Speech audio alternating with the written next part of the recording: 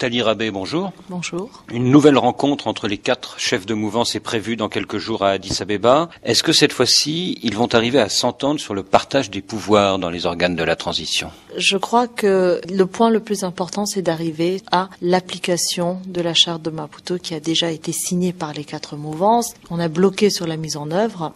Le 6 octobre dernier, avec l'équipe de médiation internationale, on a commencé à débloquer un petit peu la situation parce qu'effectivement, le 6 octobre dernier, tout le monde est tombé d'accord sur le nom du vice-président.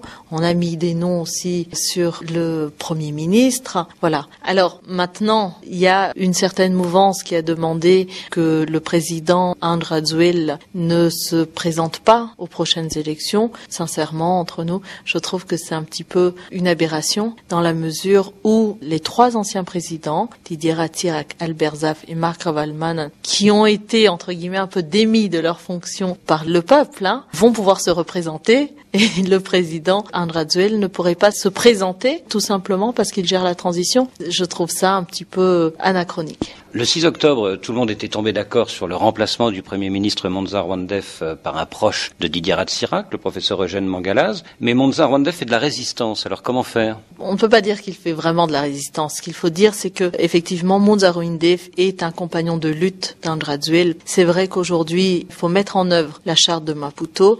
À ce sujet, Monza Rwandef lui-même devrait se résoudre à quitter effectivement le poste de Premier ministre avec la nomination du nouveau Premier ministre Eugène Mangalaz. Alors, c'est écrit, nous avons tous signé. Je crois que on ne peut pas se passer de l'application de la charte de Maputo. Alors, comment convaincre Monza Rwandef de renoncer? Je pense que, d'après les dernières informations que j'ai, il comprend qu'il faut mettre en œuvre la charte de Maputo.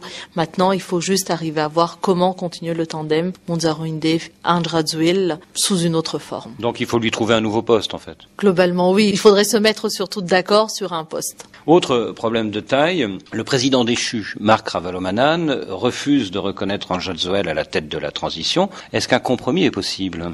Je pense que le président Andry Rajoelina a fait beaucoup de concessions. Je crois qu'il faudrait aussi que toutes les autres mouvances en fassent autant, notamment celle de Marc Ravalomanane. Alors, ils ne veulent pas reconnaître André Rajoelina à la tête de la transition. On parle de coup d'État. Coup d'État, ça se fait avec les armes. Je pense qu'il faudrait revoir un petit peu la définition de ce terme. Et il y a une chose qui est pour moi assez importante, c'est qu'il ne faut pas oublier pourquoi nous sommes arrivés à cette situation aujourd'hui. C'est parce qu'à l'époque, au mois de décembre, il y a eu une censure. C'est-à-dire une radio privée interdite. Une radio privée interdite. Les gens sont descendus dans la rue pour demander 2 choses. C'est de changer le ministre de la Communication et le ministre de l'Économie. Il n'était pas question, à ce moment-là, de prendre le pouvoir, mais Marc Ravalomanane et le régime de l'époque étaient restés, en fait, sur leur position.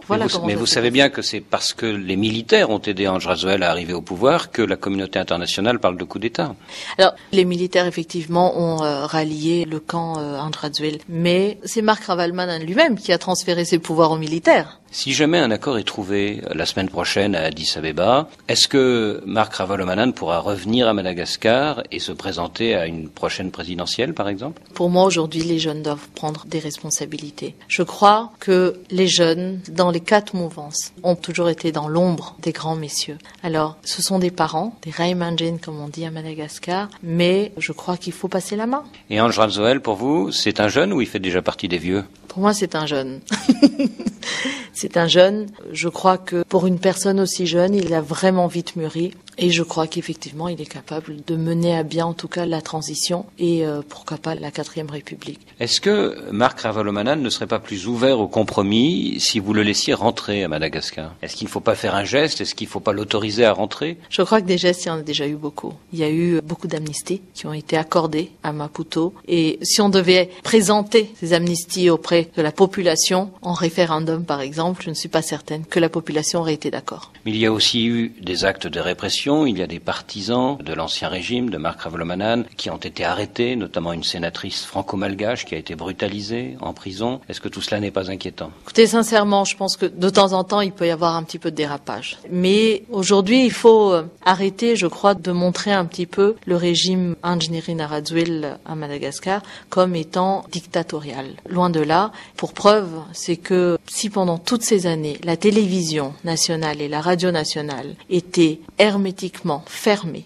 à l'opposition, aujourd'hui, nous pouvons voir à la télévision et à la radio nationale une pluralité des expressions. Alors, à chaque fois, on me fait la remarque, oh, la télévision nationale a couvert les événements de Magro. Oui, c'est vrai. Le président Angenir Narazuel s'est battu pour la démocratie. Alors, il faut arrêter de parler, je crois, de dictature. Donc, si vous restez ministre, tous les candidats auront accès à la radio et à la télévision nationale? Bien sûr, ça c'est sans conteste. Je me suis battue pour la démocratie, je suis garante de la démocratie. Madame la ministre, merci.